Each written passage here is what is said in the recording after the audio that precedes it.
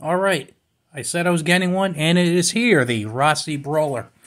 I don't know why I am so excited about this. Like I said in my last video, I just saw this thing and I'm like, that's cool. And then I saw the price and that's even cooler. So it just arrived today. Basically a regular cardboard box, which I prefer over a plastic box that I'm paying a couple of extra bucks for. Manual lock, nothing real fancy. Just want to give you a few basics about this thing first. First of all, let's take a couple of measurements here.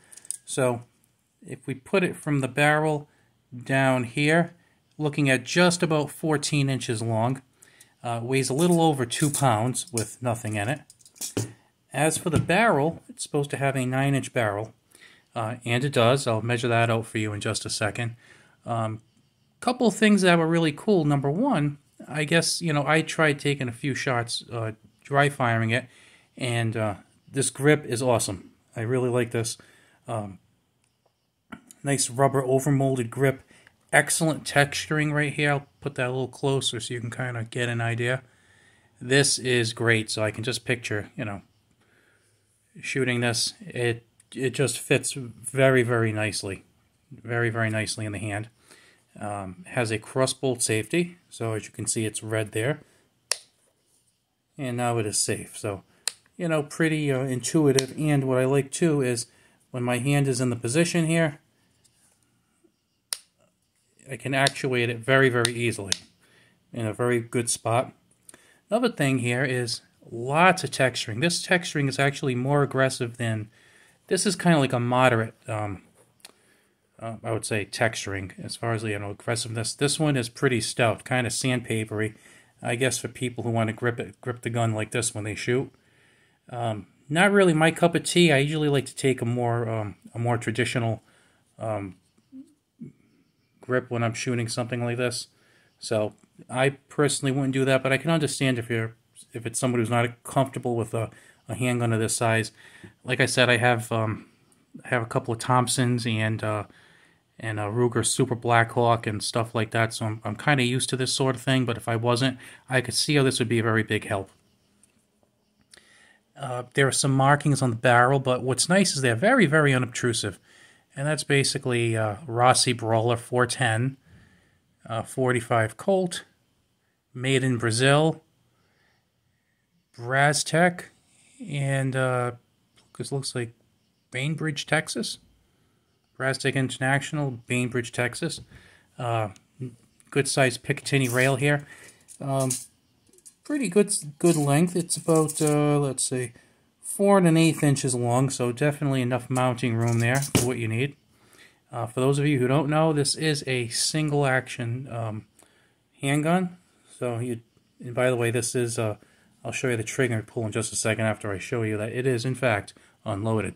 So this has a steel frame, but it does have an overmolding with the polymer, which I think is very nice, because this is like a really fun / utilitarian thing. So you don't have to worry about kind of tossing it around between the price and the overmolded polymer here. Now this button right here is what opens the handgun. So now, like with something like a Thompson, it would have the trigger guard coming down, and you'd pull the trigger guard, that would release this, and the Thompson drops down. Now this is new. I've only opened and closed it about maybe a dozen or so times. So it requires a little bit more force to open up than the Thompson does. My Thompson, you just basically pull it open and then the barrel drops. Of course, one of my contenders is about 23, 24 years old, and the other one's about 41 or 42 years old. So they've been used a lot. So this is obviously brand new. So again, you're going to shoot this. You'd press this button down right here. So you pull down, you push forward on the barrel, and there you go. Unloaded gun. Now, what I'm going to do here is just measure the barrel, and as you can tell, it is 9 inches right on the dot there. 9-inch barrel, and this has a 3 let me just push this back a little bit. It has a 3-inch chamber. So what I'm going to try and do, without knocking my camera all kinds of crazy ways, is I'm just going to try and show you a flashlight so you can get a better look at some of the rifling and whatnot in there. Okay, let's try it this angle actually. So you can see there where the chamber ends, a few inches down, and then you'd also see where the Colt would headspace. So it's looking like there's about 6 inches of rifling down there, which isn't bad. So you figure if you're shooting a .45 Colt, you're going to have a little bit of a jump from the round exiting the case, basically, to engaging the rifling. Probably not a whole bunch of space, maybe an inch or so, but it also has 6 inches of rifling to grip onto and to stabilize it, build up some speed. So I am hopeful that this is basically a lot better to shoot than, say, something like the Judge, because you know with the Judge you have a .45 Colt in kind of a very long cylinder / chamber for for a Colt. You can kind of consider the whole cylinder length a chamber. So you have that, then you have the cylinder gap, then it engages the rifling, and depending on what kind of Judge you're shooting, you might only have like a 2-inch barrel. This one, 9 inches, 3 inches is basically smooth chamber for the 410, but then it's gripping on to 6 inches. So I'm hoping that 6 inches is much better, to stabilize it, build up some decent velocity, and I think this is going to be pretty good. I think this is actually going to be a nice kind of inexpensive target handgun. Now, as for the sights, and I am sorry, I keep bumping my my camera stand here. So again, this is single action. So as you saw, this is not loaded. Again, easy to do that, and then you can just kind of look. Very, very crisp trigger. I would say maybe a couple of pounds tops. Again, I am not a Lyman trigger gauge, but very crisp. So that's pretty good.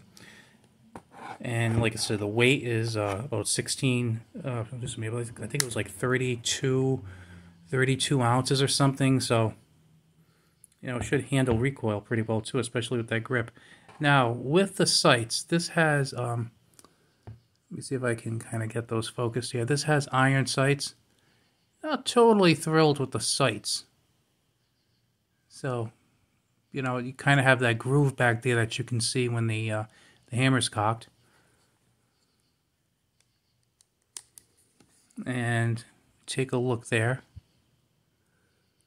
Now, the cool thing is it looks like you can actually take that sight out, which intrigues me because I'm not sure if Rossi has any other options, but I would love to put a fiber optic front sight in there. That would be awesome. Maybe like, yellow or red. A lot of times I'll shoot stuff and it'll have, targets and it'll have big black circle. I'm not a big fan of having, the black kind of gutter sight here with the black plastic front sight and then a black target. Not too much fun, but guess what? The red looks pretty good. I like that. So, if I can end up getting a red fiber optic sight, wouldn't mind doing that. Of course, I'm not going to want to spend a crazy amount on this, considering that it was a cheap gun to begin with. Now, I did see these at some online stores, 2 of them in particular. One of the online stores was $193, and the other one was $195. The one that was $195 was $195 if you paid cash, and then it was $203 if you used a credit or debit card. So I actually opted to get it from my local gun shop for a few reasons. Reason 1, it's my local gun shop. They're good people. Reason 2, the local gun shop wanted $203 for it. So it was kind of in line with what the other ones wanted. I mean, if my local shop wanted, $325 and then they're $175 online, I'm buying it online. But the prices were basically the same. They're both going to charge me sales tax. But here's the great thing. No transfer fees at my local shop. if I had it sent from another online shop, I'm going to have to pay a $30 transfer fee. It's not worth it. So the local shop has a website. Went to the website. I was able to order it straight from their distributor, shipped right to the store. I ended up getting free shipping with it. Just my sales tax, no transfer fees, and I was in and out of the building. Pretty cool. So basically, final thoughts on this. I am really looking forward to shooting this. This just looks like a fun gun to shoot. You know, like I said, I'm a big fan of single shot guns like this. I have, like I said, the Thompsons, and now I have this, and I have some Derringers and whatnot. And I still have my eye on picking up a used Thompson Center Encore pistol, and I would love to pick up some used CVA pistols, Connecticut Valley Arms. They make the Scout pistols that have either 12 or 14-inch barrels. This is the kind of thing I like because sometimes, like, you know, if I go to the range with, like, let's say a semi-automatic, it's kind of like I'm feeding rounds into it, and I don't feel like I'm getting all the enjoyment I should out of it. I know that's going to sound crazy, but if I go with a revolver or a Derringer, not only does it kind of slow things down a little bit, but I feel like I'm a little more careful with my shots, and I feel like it's more of a it's more of an experience, you know? It's like if somebody gives you, you know, a little piece of chocolate. You'll eat that little piece of chocolate, and you'll savor the taste, because that's probably your only piece of chocolate, and you want to really enjoy it. But if somebody gives you a big bag of chocolate and go, oh, this first one's good, and you just keep popping them in, you don't appreciate it, because you know there's some more right around the corner. Well, you know, when you're shooting something like this, it's you know, it's not rapid fire. It's just kind of like a good way for me, I find, to clear my head. Go to the range, you load a shot, you know, you pull the hammer back, you get it on target, you know, and you just fire and just keep doing the same thing. It's, you know, it's just so much fun, and I find it to be so calming, and I feel like I get like the full experience in the shooting, and I feel like I make every round count better than if I'm just putting, you know, pounds of lead down range. You know, very enjoyable. Well, the plan here is for me to take this to the range next time I go. I don't think I'll be going in the next couple of weeks, though, unfortunately. Actually, the range that I go to closed down. That sucks. And there's not too much to choose from where I live. A lot of them are private clubs, and you have to be a member, and they have waiting lists and all that. So it might be a little while, but I'm really looking forward to shooting this. And when I do, I'll give you guys a report. The last couple of reviews I've did on guns, like, I don't even want to call them reviews, kind of like range impressions. You know, they were pretty cool because I use different types of, like, 22 ammo and different grain weights and whatnot. So with this one, I'll probably take, you know, maybe some 410 slug, some 410 triple up buckshot, and then maybe a couple of different types of 45 Colt. Because of the price, I have 410 right now, but this is my first handgun. Actually, no, it's my second handgun that shoots 45 Colt, but I don't have any in the house right now. So I'm probably going to try and pick up like run-of-the-mill like practice type ammo for the 45 Colt. Then I'll pick up some like kind of carry ammo, maybe like Critical Defense or Federal Hydroshock, something like that. Now, just to let you know, I did not see anywhere in this handgun that it is plus P rated, so I would be very careful about that.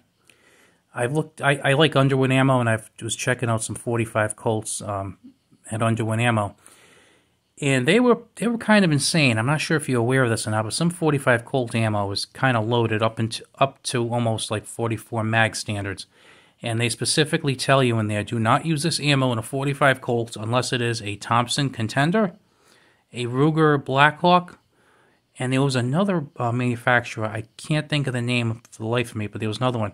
And the Rossi Brawler was not on there. So this is, as far as I can tell, not plus P. So if I were you, just stick to your regular run-of-the-mill Sammy spec rounds, and it should be cool.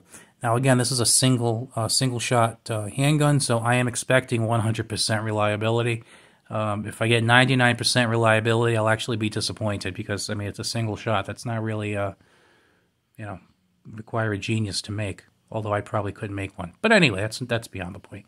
Anyway, guys, I hope you have a good one. And if you are thinking of getting this, it's pretty well made. I'm liking it quite a bit.